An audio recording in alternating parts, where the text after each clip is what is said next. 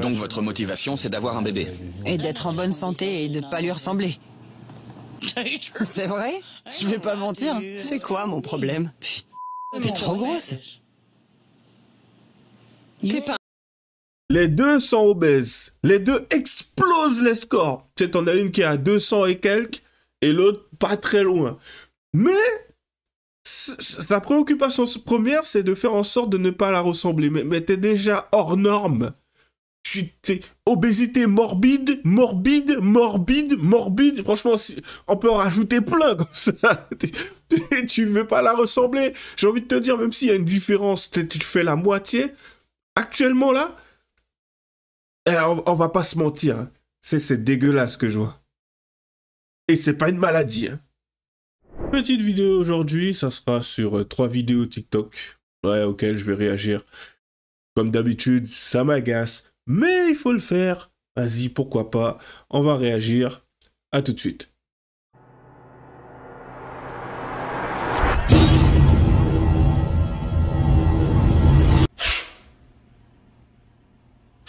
Allez, on commence sans plus tarder. Alors, c'est quoi?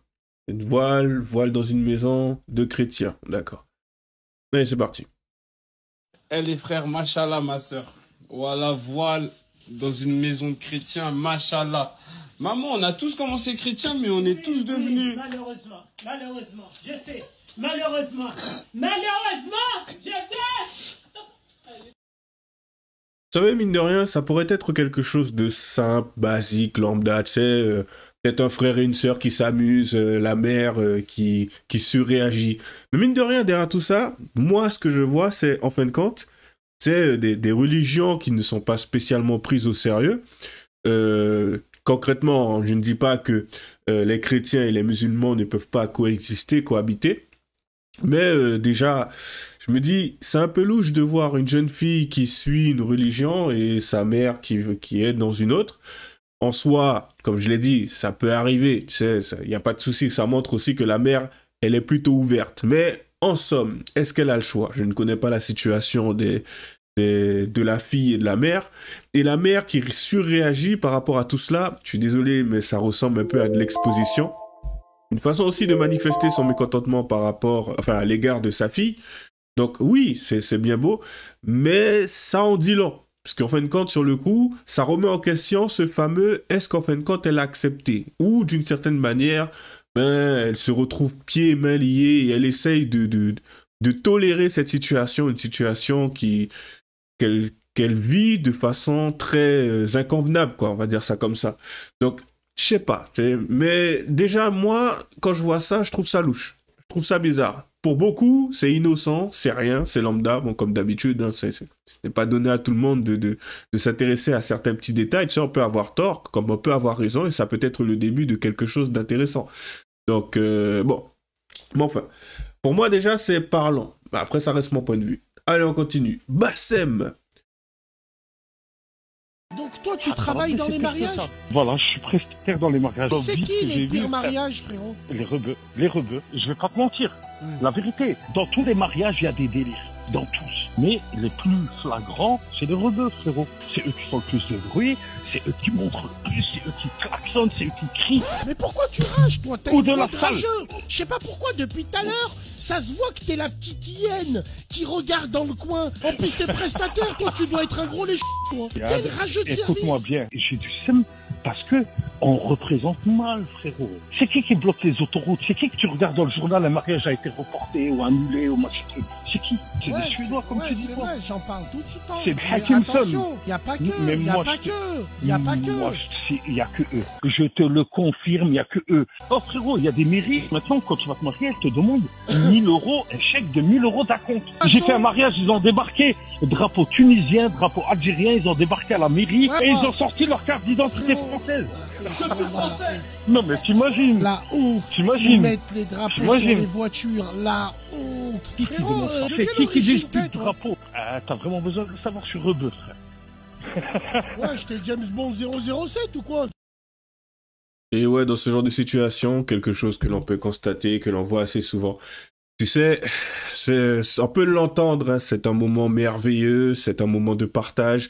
C'est aussi, on va pas se mentir, une façon de montrer à tout le monde son bonheur, d'être aussi apprécié des autres. Enfin voilà, quoi. C'est ça le mariage. Deux personnes peuvent se retrouver ensemble, vivre leur petite vie, et voilà.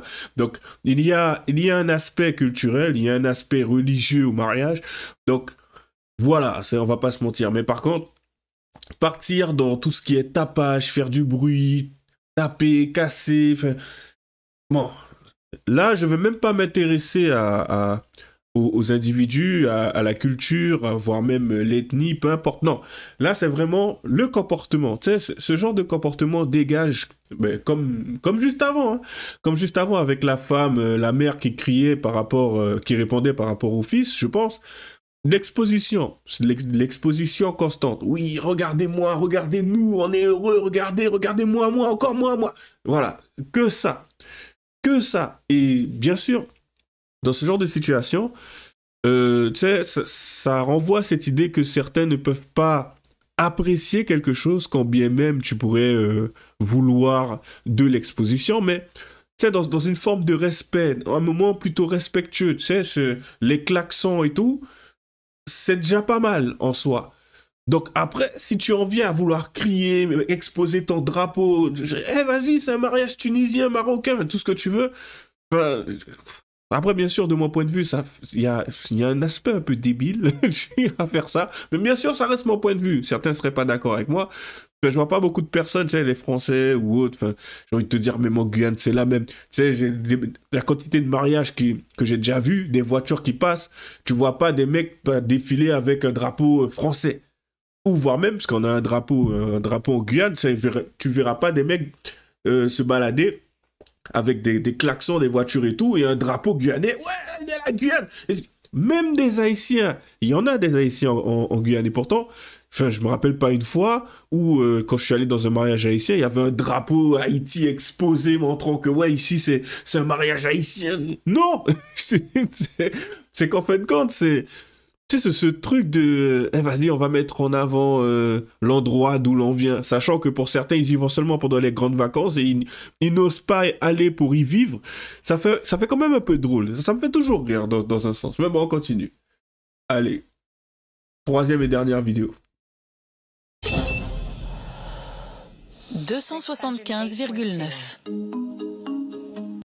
275,9 kilos. 275,9 kilos. C'est une balance adaptée. Hein, parce que...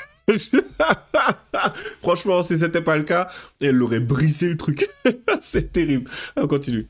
Bon, la balance avait pas de problème. Et en plus, j'ai pris presque 2 kilos. Bonjour. Bonjour. Comment allez-vous? Bien, et vous? Et vous? C'est Tammy et Amy, c'est ça? Oui. Je suis le docteur Proctor. Enchanté. Vous avez deviné qui était qui? Eh oui. Ma première impression du docteur Proctor, ça a été que... il avait les mains froides. Racontez-moi un peu votre vie. Vous travaillez? Sur les réseaux sociaux, ouais. On fait des vidéos. On a des influenceuses. Vous travaillez sur les réseaux sociaux, donc vous êtes souvent chez vous? Ouais. Ouais. Vous sortez beaucoup? Non. J'ai plus de cartilage à mon genou droit. Mes os frottent et grincent. D'accord. Quels sont vos autres problèmes de santé? Ma vésicule biliaire fonctionne mal, j'ai de l'hypertension artérielle, des problèmes de thyroïde, de la goutte. D'accord. La totale, quoi. Et vous, Amy, quels sont vos problèmes de santé? J'ai de l'asthme, j'ai des problèmes de thyroïde, j'ai du diabète. Je veux avoir un bébé et je pense que c'est à cause de mon poids que j'y arrive pas. Donc votre motivation, c'est d'avoir un bébé? Et d'être en bonne santé et de pas lui ressembler. C'est vrai? Je vais pas mentir. C'est quoi mon problème? T'es trop grosse. T'es pas un mannequin. What?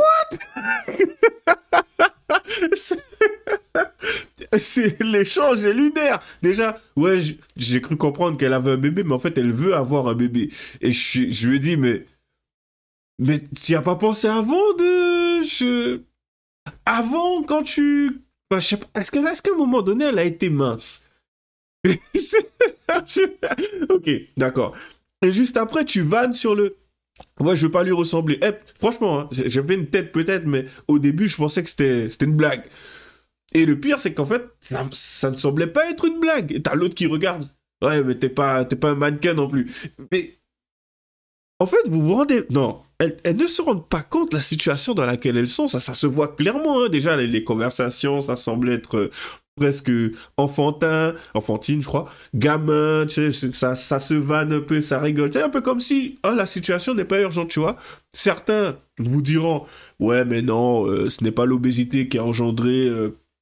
toutes ces pathologies, oui, bien sûr, effectivement, en fait, forcément, même si elles étaient minces, elles allaient avoir, que ça soit la goutte, le diabète, enfin, peu importe. Oui, pour certains aiment vivre dans le déni. Il n'y a pas de souci, vous avez le droit d'y rester. Mais pour ceux qui veulent se confronter à la réalité, dans ce genre de situation, désolé de vous le dire, mais l'obésité est un gros facteur. Et du coup, c'est quand même intéressant, comme je viens de le dire, de constater que c'est pas pris au sérieux. Ce n'est pas pris au sérieux. Mais bon, on continue. L'ambiance est devenue tendue quand les sœurs ont commencé à débattre de laquelle des deux était en plus mauvaise santé. Le débat me paraît étonnant parce qu'elles sont toutes les deux en très mauvaise santé et doivent toutes les deux se faire opérer. On vient de faire la liste de tous les problèmes de santé que vous avez et la plupart est due au fait que vous soyez en surpoids. Non, Sherlock! Sérieusement! Sérieusement! On l'avait pas deviné, franchement, et je m'y attendais pas. C'est un choc. C'est terrible. Mais laisse tomber.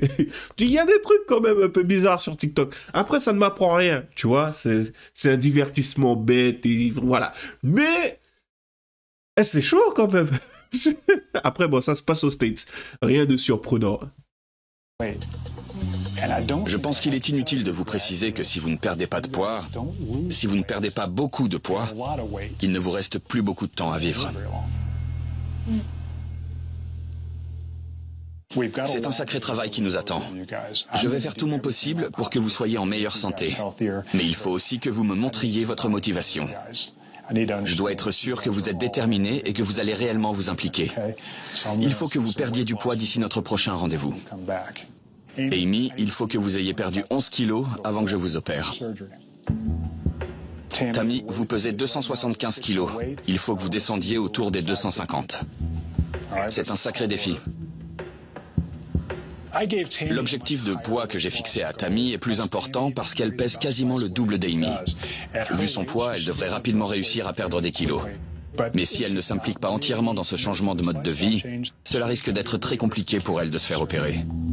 Avant que vous repartiez dans le Kentucky, j'aimerais que vous consultiez une diététicienne. Vous allez devoir changer radicalement votre régime alimentaire et la façon dont vous mangez.